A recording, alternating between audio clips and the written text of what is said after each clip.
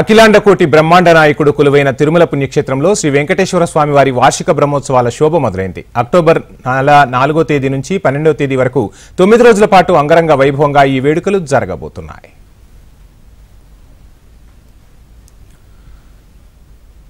నిత్య కళ్యాణం పచ్చతోరణమైన తిరుమలలో శ్రీవారి బ్రహ్మోత్సవాలకు ఎనలేని ప్రత్యేకత ఉంది. 9 రోజుల పాటు ఆ దేవదేవుడే భక్తుల ముందుకు తరలివచ్చి అనుగ్రహించే ఈ మహోత్తర ఘట్టానికి చాలా ప్రాధాన్యత ఉంది.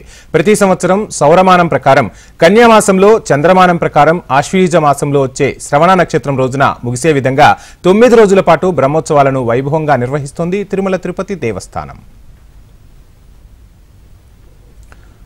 ఇక ప్రతి సంవత్సరం 9 రోజుల పాటు బ్రహ్మోత్సవాలు కన్నుల పండుగగా సాగుతాయి. ధ్వజారోహణంతో ప్రారంభమై ధ్వజ అవరోహణంతో ముగుస్తాయి. చంద్రాయణం ప్రకారం ప్రతి 3 సంవత్సరాలకు ఒకసారి అధిక మాసం వస్తుంది. ఇలా వచ్చిన సందర్భాలలో కన్యామాసంలో ఒక బ్రహ్మోత్సవం, దసరా నవరాత్రుల్లో మరో బ్రహ్మోత్సవం, ఇలా 2 బ్రహ్మోత్సవాలు నిర్వహిస్తారు ఆలయ అర్చకులు.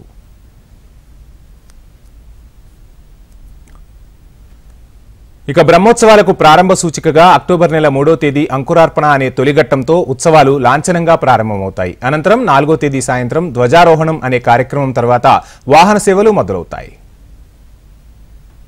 ప్రతి ఏటా కన్యామాసం శ్రవణ నక్షత్రంతో అవప్రదోత్తంగా నిర్ణయించి ముందు 8 రోజుల పాటు వైభవంగా, నవాన్నికంగా 9 రోజుల పాటు వైభవంగా బ్రహ్మోత్సవాలు నిర్వహించబడతాయి.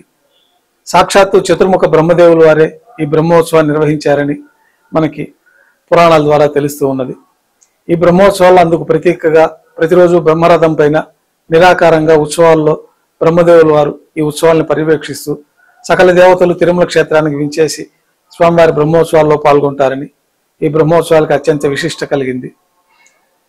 శ్రవణ నక్షత్రం కన్యామాసం అవప్రదోత్సవంగా నిర్ణయించి ముందు 8 రోజుల పాటు బ్రహ్మోత్సవాలు జరుపుకుంటారు. అది ఈ నెల అక్టోబర్ 2వ తేదీన శ్రీవారి ఆలయంలో కోయిలాల్వారి తిరుమంజనం వైభవంగా నిర్వహించబడుతుంది. 3వ తేదీ అంకురార్పణతోటి ఈ బ్రహ్మోత్సవాలు ప్రారంభమవుతాయి. 4వ తేదీన ధ్వజ ఆరోహణ కార్యక్రమము, పెద్ద శేష వాహనంతో బ్రహ్మోత్సవాలు ప్రారంభమవుతాయి.